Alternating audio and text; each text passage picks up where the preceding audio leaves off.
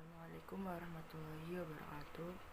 Perkenalkan, nama saya Arina Sabila Fahmia dari kelompok 3. Kami akan menjelaskan bab 2 yang berjudul Pengambilan Keputusan dan Sistem Informasi Manajemen. Sistem informasi manajemen adalah salah satu dari 5 subsistem utama CPIS yang bertujuan untuk memenuhi kebutuhan sistem informasi umum dari semua manajer dan unit organisasi di bawah perusahaan. Selanjutnya yaitu konsep fungsi dan biaya.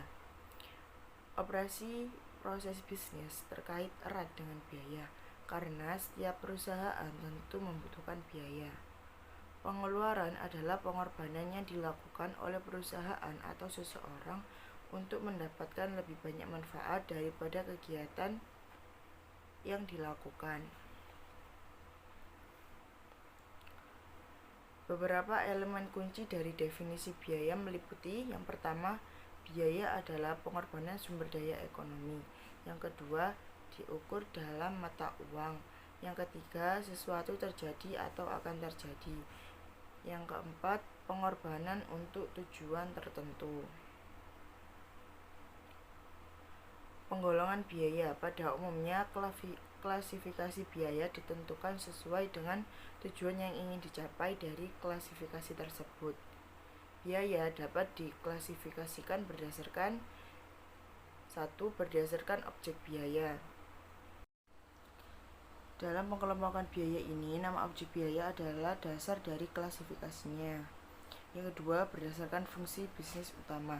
Dalam pengelompokan ini ada 2 kelompok biaya berdasarkan fungsi bisnis utama, yaitu produksi dan biaya non-produksi. Biaya produksi yaitu biaya yang digunakan untuk proses produksi, termasuk biaya langsung, bahan baku, biaya langsung tenaga kerja, dan overhead pabrik.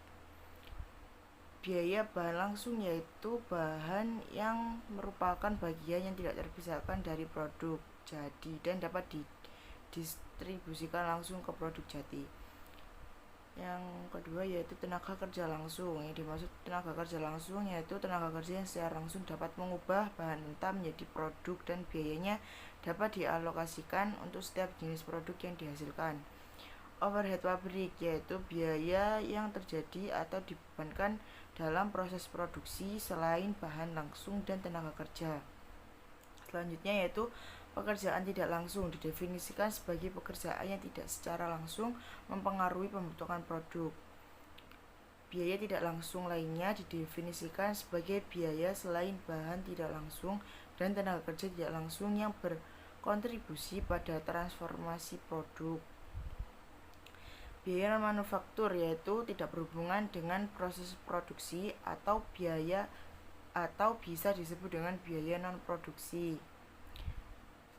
Biaya-biaya ini dapat dikelompokkan ke dalam elemen-elemen berikut. Yang pertama, biaya non-manufaktur.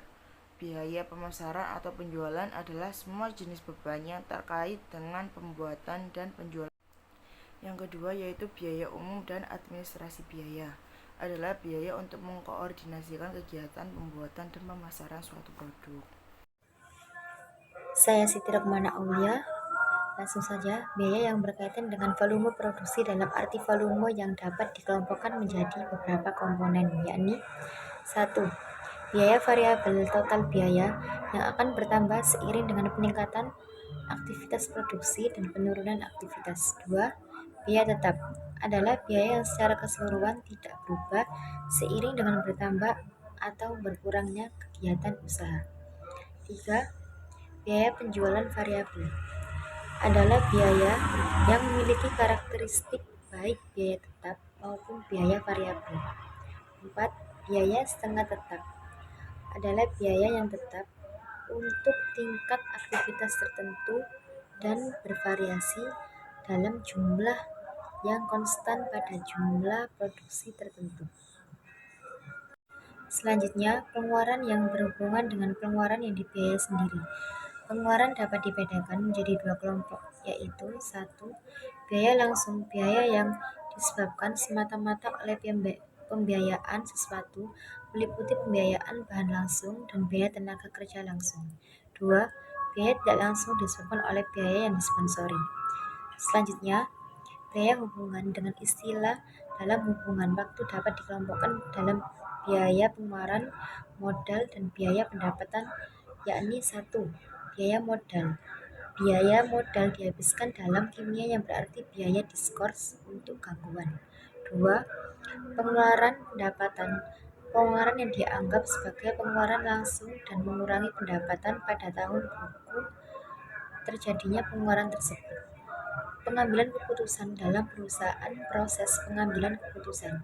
Penjualan produk merupakan kunci utama kelangsungan hidup perusahaan. Definisi pengambilan keputusan adalah suatu proses di mana beberapa langkah harus diambil dengan mengevaluasi alternatif untuk membuat keputusan di antara semua alternatif yang tersedia. Pengambilan keputusan dengan sistem informasi manajemen. Dengan kata lain, pengambil keputusan membutuhkan sarana pengolahan data berupa model penggunaan SIM. Definisi sistem informasi manajemen. Sistem informasi manajemen atau istilah umum yang dikenal manusia adalah sistem manusia atau mesin terintegrasi yang menyediakan informasi untuk mendukung fungsi operasional, manajemen, dan pengambilan keputusan. Di sebagian besar area semua organisasi, perkembangan konsep sistem informasi manajemen. Dalam perkembangannya, teori manajemen lebih menitik beratkan pada aspek perilaku dan dinamika struktur dan sistem organisasi di dalam organisasi. Perkembangan dalam teori manajemen ini penting untuk desain GIS karena membantu memahami peran sistem manusia atau mesin dan berguna untuk perkembangan model keputusan. Baik, selanjutnya perkenalkan saya Eva Nur Ainia untuk menjelaskan materi selanjutnya. Baik, selanjutnya konsep pengambilan keputusan sistem informasi manajemen. Model yang berguna dan terkenal yang diusulkan oleh Herbert A. Simon 1997 akan digunakan sebagai dasar untuk menjelaskan proses pemulihan. Model ini terdiri dari 3 langkah utama, yaitu pengamatan, perencanaan, dan pemilihan. Analisis kebutuhan sistem informasi. Analisis kebutuhan sistem informasi cukup penting untuk pengembangan sistem karena merupakan titik awal untuk dijadikan sebagai acuan untuk langkah selanjutnya. Analisis value chain, yaitu analisis perubahan nilai atau value chain, pertama kali dikemukakan oleh Porter dan Miller pada tahun 1985. Menurut Rocard dan Bullen, CSF adalah sejumlah variabel yang mempengaruhi aktivitas manajer saat ini atau masa depan dalam mencapai tujuan pekerjaannya. CSF sendiri merupakan sebuah metode analisis dengan mempertimbangkan beberapa hal yang kritis di dalam lingkungan perusahaan untuk mendefinisikan faktor-faktor apa saja yang mempengaruhi keberhasilan dan kesuksesan perusahaan atau organisasi dan dapat ditentukan jika objektif organisasi telah diidentifikasi. Penerapan analisis kebutuhan sistem informasi. Persyaratan sistem informasi adalah kemampuan dan kriteria yang harus dipenuhi sistem informasi untuk mencapai apa yang diharapkan pengguna dari sistem informasi. Dokumen ini mencakup analisis kebutuhan sistem informasi seperti kebutuhan sistem, kebutuhan fungsional, kebutuhan non-fungsional, keamanan, serta panduan dalam melakukan analisis kebutuhan. Dokumen analisis kebutuhan sistem informasi manajemen ini menggunakan sistem SDLC karena mudah diimplementasikan. Dengan dokumen analisis kebutuhan sistem informasi manajemen ini, perusahaan yang dulu mengandalkan operasi manual dapat beralih ke sistem yang mengotomatisasi proses dan meningkatkan kinerja proses bisnis dari waktu ke waktu untuk meminimalkan risiko yang timbul dalam bisnis. Perusahaan ingin mencapai kinerja produktivitas yang maksimal, namun perusahaan tidak memiliki dokumentasi yang memadai mengenai spesifikasi kebutuhan sistem. Sedangkan mendefinisikan kebutuhan sistem penting untuk menyelaraskan kebutuhan pengguna dalam memecahkan masalah, sehingga perangkat lunak atau sistem yang dibangun sesuai dengan tujuan dan fungsi pengguna. Sebelum membuat sistem informasi kesehatan lingkungan, perusahaan juga ingin merancang dan menggambarkan perangkat lunak atau sistem yang diinginkan. Beberapa standar dapat digunakan saat mengembangkan materi spesifikasi yang diperlukan. Salah satu spesifikasi kebutuhan tersebut adalah standar IEEE 830/1998. Dengan menggunakan standar ini, dikemungkinkan untuk membedakan antara spesifikasi kebutuhan pengguna yang menggambarkan sekumpulan layanan yang diminta oleh pengguna dan permintaan oleh pengguna.